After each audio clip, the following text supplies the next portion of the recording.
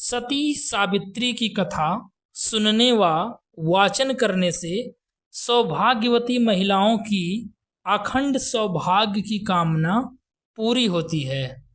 सावित्री और सत्यवान की कथा इस प्रकार से है। भद्र देश के एक राजा थे जिनका नाम अश्वपति था। भद्र देश के राजा अश्वपति के कोई संतान नहीं थी। उन्होंने संतान की प्राप्ति के लिए मंत्र उच्चारण के साथ प्रतिदिन 1,00,000 आहुतियां दी। 18 वर्षों तक यह क्रम जारी रहा। इसके बाद सावित्री देवी ने प्रकट होकर वर दिया। कहा, राजन, आपको एक तेजस्वी कन्या पैदा होगी। सावित्री देवी की कृपा से जन्म लेने के कारण कन्या का नाम सावित्री रखा गया।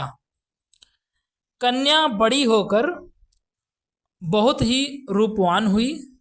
योग्य वर न मिलने की वजह से सावित्री के पिता बहुत दुखी हुए। उन्होंने कन्या को स्वयंवर तलाशने भेजा। सावित्री तपोवन में भटकने लगी। वहां साल्व देश के राजा गुत्मसेन रहते थे। क्योंकि उनका राज्य किसी ने छीन लिया था, उनके पुत्र सत्यवान को देखकर सावित्री ने पति के रूप में उनका वरण किया। ऋषि राज नारद को जब यह बात पता चली तो वह राजा अश्वपति के पास पहुंचे और कहा, हे राजन, ये क्या कर रहे हैं आप? सत्यवान गुणवान है, धर्मात्मा है, बलवान भी है, पर उसकी आयु बहुत छोटी है। वह अल्पायु है। 1 वर्ष के बाद उसकी मृत्यु हो जाएगी। ऋषिराज नारद की बात सुनकर राजा अश्वपति घोर चिंता में डूब गए। सावित्री ने उनसे कारण पूछा तो राजा ने कहा, पुत्री, तुमने जिस राजकुमार को अपने वर के रूप में चुना है वह अल्पायु है। तुम्हें किसी और को अपना जीवन साथी बनाना चाहिए। इस पर सावित्री ने कहा कि पिताजी, आर्य कन्याएं अपने पति को एक बार ही वरण करती हैं।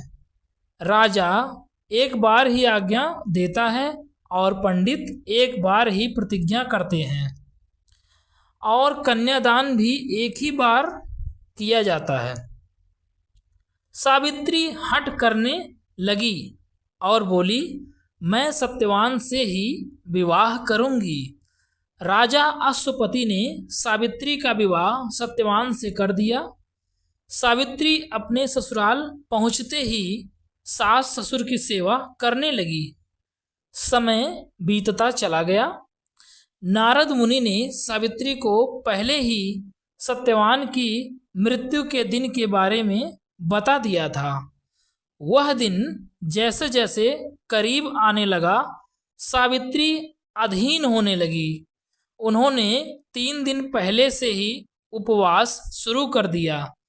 नारद मुनि द्वारा कथित निश्चित तिथि पर पितरों का पूजन किया। हर दिन की तरह सत्यवान उसी दिन भी लकड़ी काटने जंगल चले गए। साथ में सावित्री भी गई। जंगल में पहुंचकर सत्यवान लकड़ी काटने लगे। एक पेड़ पर चढ़ गए, तभी उनके सिर में तेज दर्द होने लगा। दर्द से व्याकुल सत्यवान पेड़ के नीचे उतर गए। सावित्री अपना भविष्य समझ गई। सत्यवान के सिर को गोद में रखकर सावित्री सत्यवान का सिर सहलाने लगी। तभी वहां यमराज आते दिखे। यमराज अपने साथ सत्यवान को ले जाने लगे। सावित्री भी उनके पीछे पीछे चल पड़ी। यमराज ने सावित्री को समझने की कोशिश की यही विधि विधान है। लेकिन सावित्री नहीं मानी। सावित्री एक निष्ठा और पतिपरायणता को देख कर यमराज ने सावित्री से कहा, हे देवी, तुम धन्य हो, तुम मुझसे कोई भी वरदान मांगो। सावित्री ने वरदान मांगा। उनका पहला वरदान था, सावित्री ने कहा, मेरे सास ससुर वनवासी और अंधे हैं, उन्हें आप दिव्य ज्योति प्रदान करें। यमराज ने कहा, ऐसा ही होगा, जाओ घर लौट जाओ। लेकिन सावित्री ने अपने पति सत्यवान के पीछे पीछे चलती रही। यमराज ने कहा, देवी तुम वापस जाओ। सावित्री ने कहा, भगवान, मुझे अपने पति देव के पीछे पीछे चलने में कोई परेशानी नहीं है। पति के पीछे चलना मेरा कर्तव्य है। यह सुनकर उन्होंने फिर से उसे एक और वर मांगने के लिए कहा। सावित्री ने दूसरा वर मांगा। सावित्री बोली, हमारे ससुर का राज्य छिन गया है, उसे पुनः वापस दिला दें। यमराज ने सावित्री को यह वरदान भी दे दिया और कहा, अब तुम घर लौट जाओ।